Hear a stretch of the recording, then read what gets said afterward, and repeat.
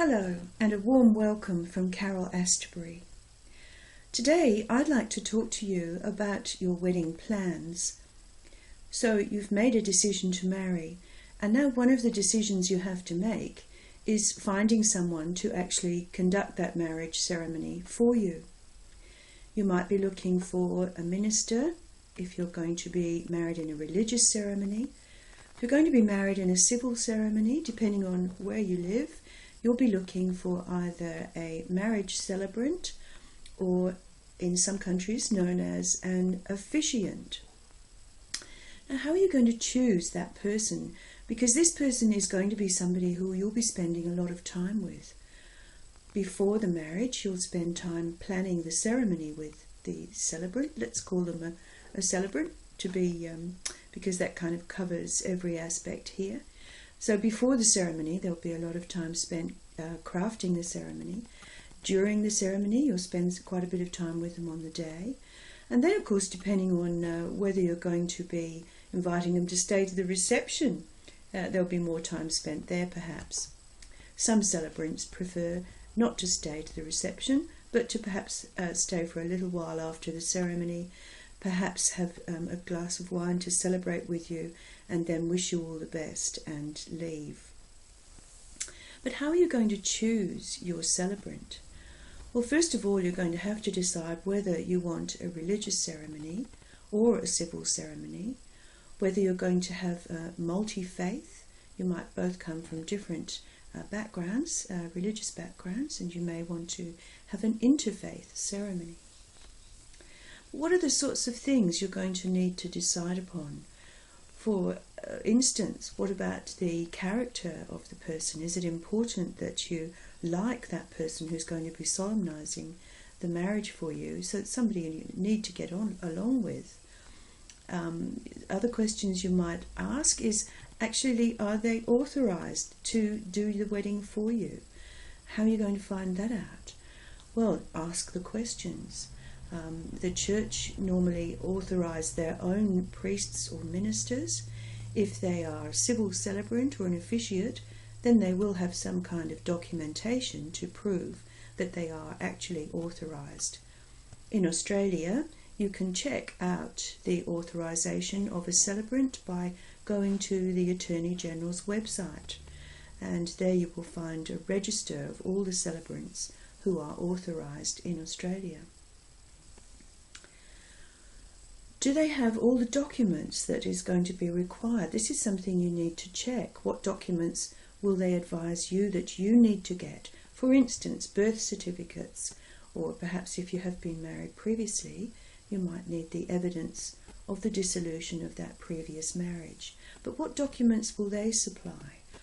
Will they have the documents for notifying about the forthcoming marriage, all of the marriage certificates?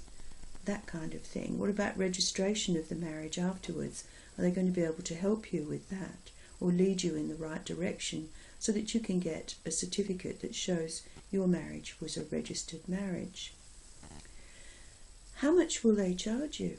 It's a good question, but it's certainly not one I would put at the top of the list, because some celebrants provide an absolutely excellent service and will give you an awful lot more for your dollar than perhaps someone who charges less but gives a very poor service. So talking to people about what kind of ceremonies they will offer you, how they will help you to craft a very deeply meaningful and personally reflective ceremony that will really reflect your thoughts as a couple. Those kind of things are so important. Another thing you might need to ask is, where am I going to find this perfect celebrant? Well, there are lots of areas that you can look at. As I've already mentioned, in Australia you could look on the Attorney General's website, and there you will find a register of celebrants. You should be able to ask at a church about information about which ministers or priests they have available to conduct the wedding.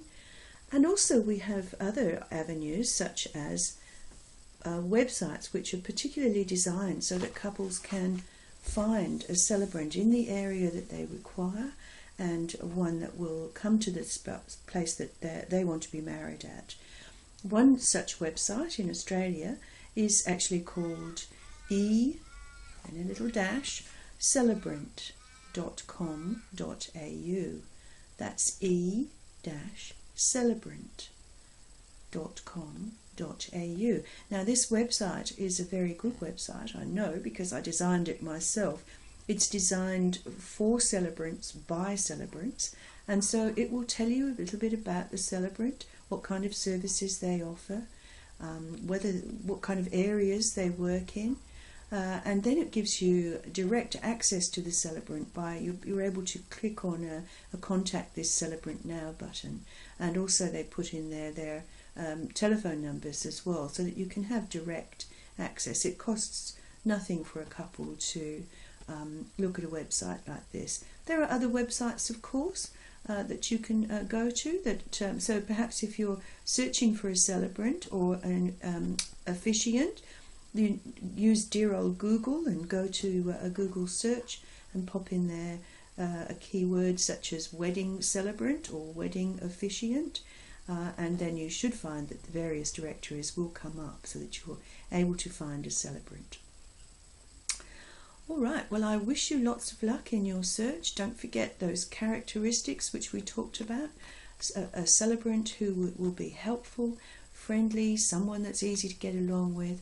Make sure that they are authorised to solemnise the marriage by asking them perhaps to show you their letter of authorisation.